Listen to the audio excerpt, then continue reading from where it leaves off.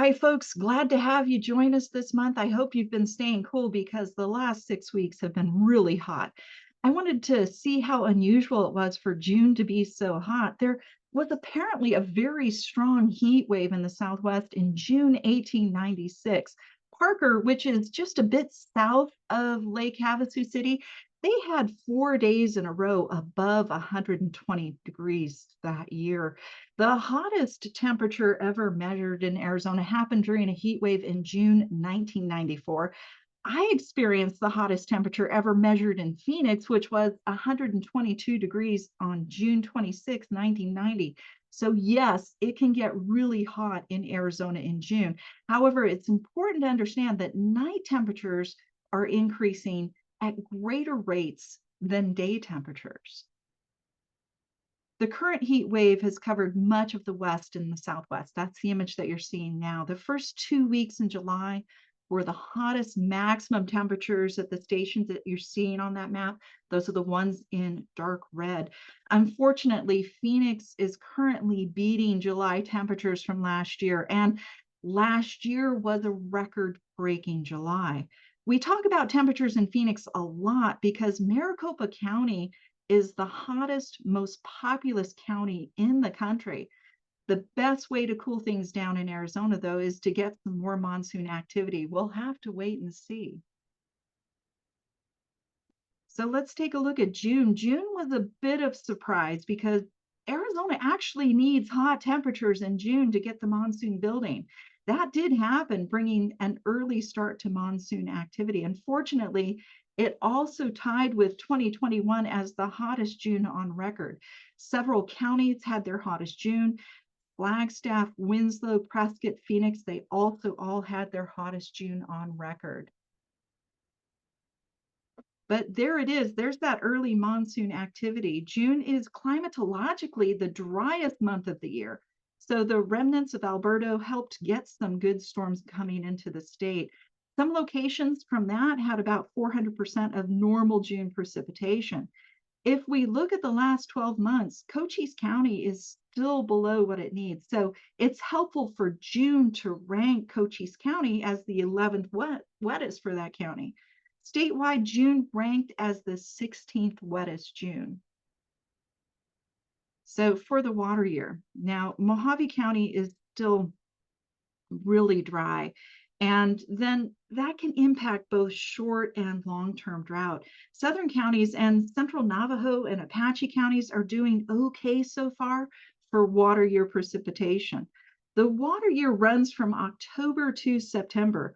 Unfortunately, last October started really hot and it's continued mostly hot through the water year. The only month that hasn't been really above average for temperature was March. So looking at precipitation for the water year, so far it's just slightly above the long-term average with 7.52 inches statewide. The water year still has 3 more months, so that's July, August, September. Last water year 2023, it was very wet last winter and very dry last summer.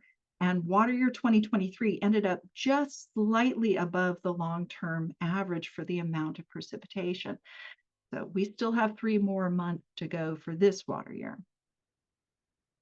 So far, many locations in central and eastern counties have been doing great with monsoon precipitation. This morning, I had a bit of a downpour outside my house. A few locations around Maricopa County had about 1/10 of an inch. Those early morning events they are not the usual setup for the summer, but it can definitely happen if the moisture's there and the sunrise helps destabilize. We'll take what we can get. So looking at the short-term drought, we're really only covering about 18% of the state, but we'll be watching the dry areas, especially Mojave County. Really good that Cochise County has been getting good precipitation because that really also helps the stock ponds on ranches. Tucson, Phoenix, and Flagstaff have been hitting about average amounts of precipitation so far this monsoon. Looking at the last 5 years, so long-term drought, Arizona was the 28th driest, and that goes from July 2019 to June 2024.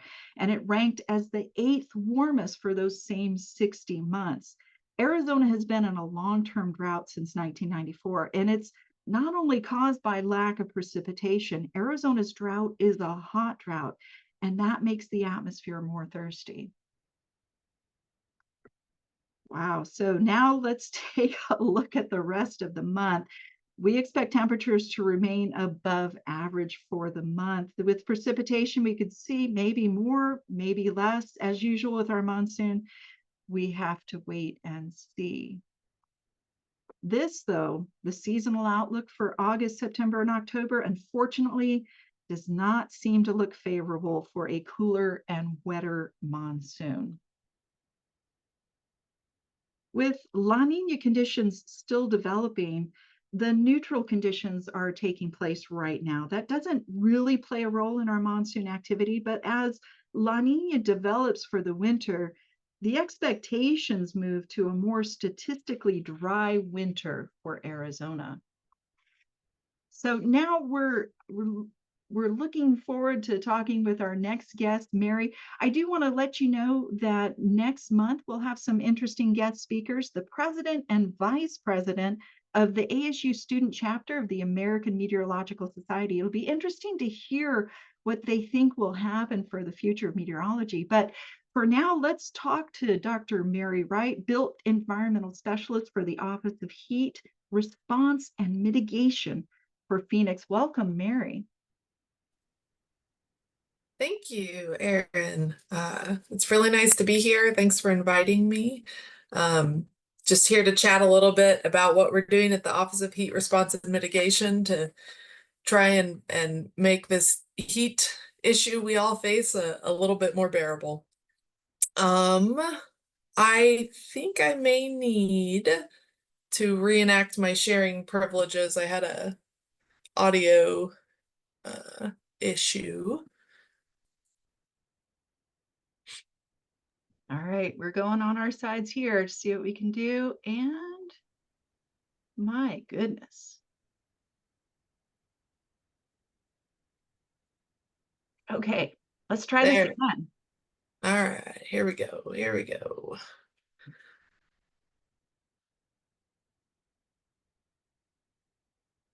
All right, here we go.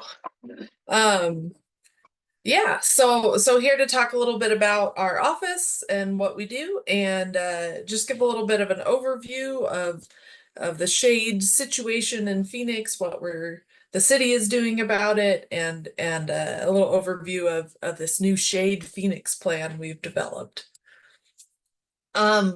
Just as a sort of heat office 101, we have a little breakdown here of the different elements of the heat office. As the name might suggest, we have a heat response effort and a heat mitigation effort, and our staffing sort of reflects that. We have full-time person working on heat response and a few full-time people working on heat mitigation. And when we talk heat response, we're talking that sort of emergency, boots on the ground. How do we help people outside during the summer when it's hot? So they are extremely busy right now, as you might imagine.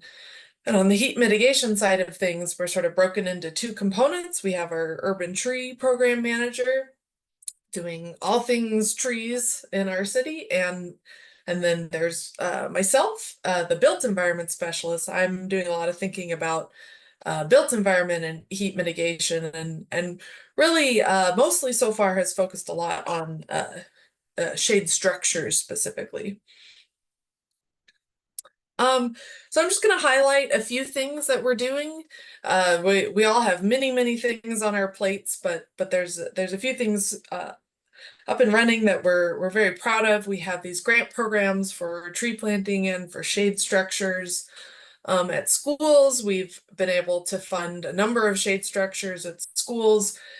In total, we're expecting about 42 shade structures to go up, serving 20 plus schools or nonprofits that serve youth. We also have this shade program where we are constructing shade structures in the public right-of-way, specifically focusing on intersections and crosswalks. We feel like this is a good place to target sort of bang for your buck. People are forced to wait. It's a hard place to put in trees because of all the conflicting utilities with stoplights. And so this project is almost to construction. We were planning to go to bid for construction in September. We also have our tree planting programs. We have a tree planting program similar to the school shade structure program. And we've so far served 7 schools with tree plantings, with dozens more planned in the fall. And we also have a community tree planting program. We've planted over 800 trees and served over 400 separate homes. And both of these tree planting programs are ongoing. We have another source of funding coming in as this original source runs out. And so if you live in the city of Phoenix and are interested in getting trees at your house, I would check out our website and see if you qualify. And then on the heat response side of things, I'm not necessarily the expert in that specific area, but I do, obviously we're a small team, we all work very closely together. So I'm going to speak to some of the efforts they've been up to. And we know these response efforts are just so critically important with the increasing number of heat-related deaths over the past few years, both in the city of Phoenix and in Maricopa County as a whole. In the city of Phoenix, we had almost 400 heat-related deaths last year, which was the most we've ever seen in a single year, unfortunately. So this heat response work is extremely critical, and sort of because of this continuing crisis, really have been pivoting on how heat response is handled at the city. Previously, it was a little bit more of a lone effort for the heat office staff, trying to do sort of boots on the ground efforts with our volunteers. But this year have really pivoted to more of an emergency response model, actively working all the time with our emergency response team and first responders, and just a number of new efforts, one of which I wanted to highlight specifically was increasing areas for public school spaces to allow for people to get out of the heat during those sort of off hours. A lot of cooling centers tend to close at awkward times like 5 p.m., 6 p.m. And as we all know, it's still extremely hot at those times. And so to help sort of fill this gap, this project in opening up additional cooling centers to extended hours has really been a cross-departmental effort. We have multiple areas are open until 10 p.m. now, and a few that are 24/7. And additionally, we have sort of this unified command structure, that sort of emergency response model, which really helps keep everything together. And so far, we've been seeing a lot of benefit. A lot of people are showing up after hours to get out of the heat. And now I'm going to pivot a little bit to talking more about shade specifically. I think we all very intuitively understand the benefits of shade. I know I've certainly been that person waiting at a crosswalk, standing in that tiny sliver of shade cast by a stoplight. And it just makes such a difference, even though it's that tiny bit of shade. So as much as we can increase that in the city, we feel like that'll be a great benefit to our residents. And there's all sorts of ways shade shows up in the city, and ways we can sort of target it to help people be more comfortable during the summer.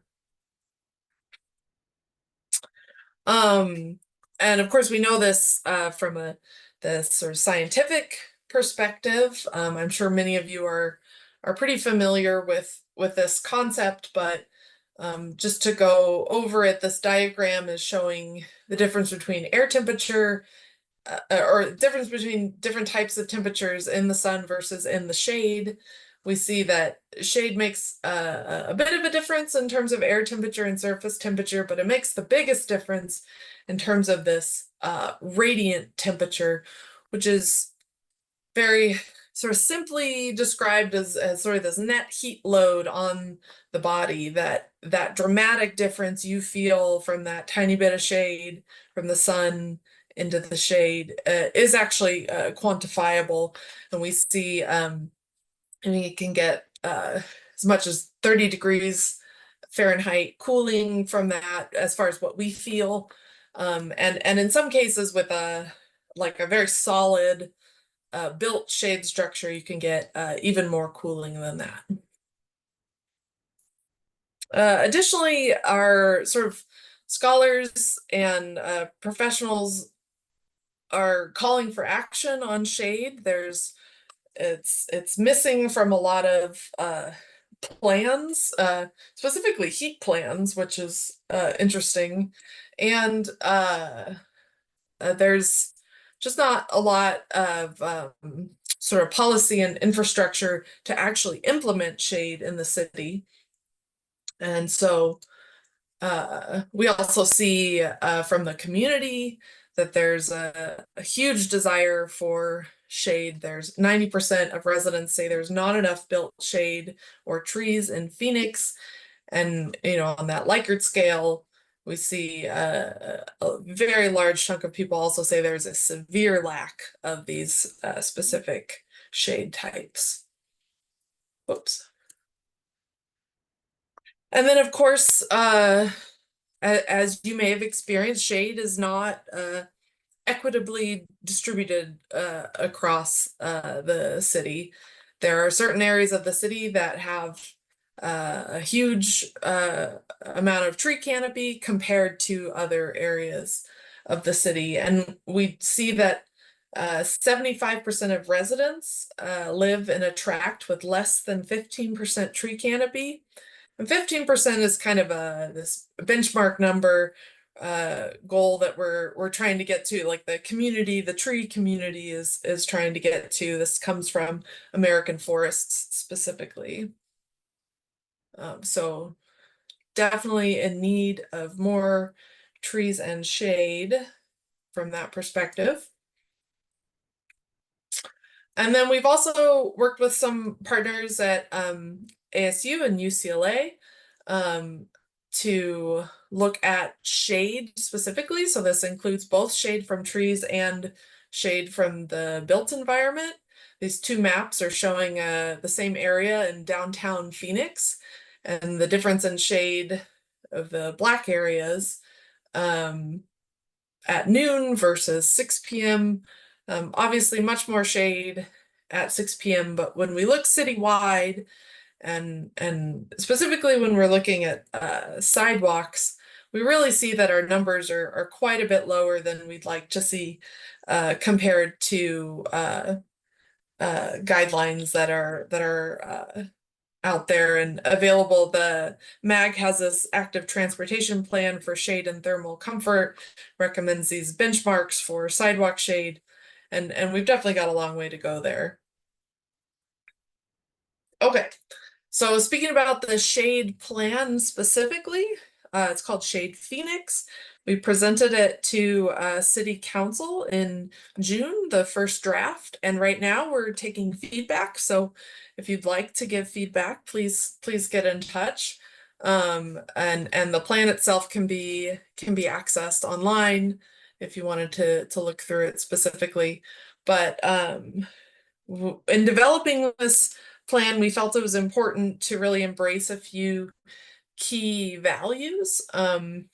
The first is to focus on people first. There's a lot of really great technologies out there to help reduce urban heat overall, like various reflective surfaces and these sorts of things. And while we're certainly interested and hopeful that our efforts will also reduce urban heat, our primary objective is to make people more comfortable moving around the city.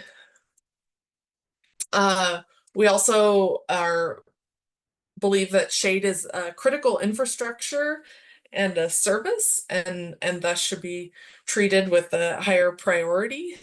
In this plan, we lead with an environmental justice and equity lens. And also important to respect our desert landscape and heritage. Very important for us to be collaborating within and without the city to make these efforts come to fruition, and really need to go beyond the status quo. Sort of our current trajectory is just not enough to make the differences that we need to see in the city. In the plan, there are a total of 37 actions. They fall into these different buckets, these different categories of educate and empower, expand shade, preserve and maintain existing shade, evaluate and institutionalize. And in total, these actions represent an investment exceeding $50 million. And this money, luckily, already has sort of been allocated or is in the general fund budget. So at this point, we're good, and it's just a matter of making these things happen. But looking forward into the future, we're going to be needing to continue to bring in more funding for these efforts. And that $50 million is roughly split into these different buckets of new trees, new built shade, and maintaining, very important, maintaining those trees and shade, and developing a workforce.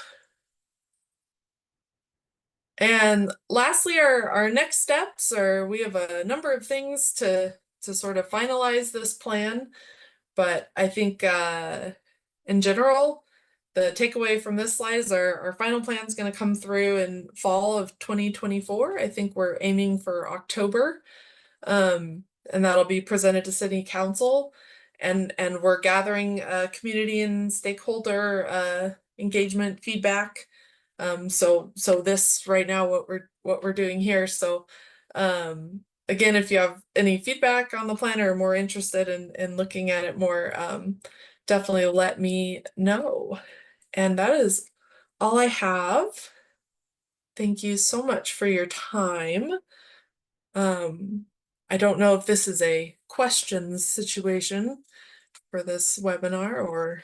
Thanks so much, Mary. We really appreciate that. If anyone has any questions, they can absolutely put those in chat. But, you know, I just have to say thank you for bringing this information to us. I mean, born and raised in Arizona, I think Arizona has learned a lot about how to handle dangerous heat. And I'm hopeful that we can share this information with other communities outside of Arizona. So I'm really grateful for what we've learned. So thanks, everyone. I don't see any questions, so we're going to go ahead and stop recording. And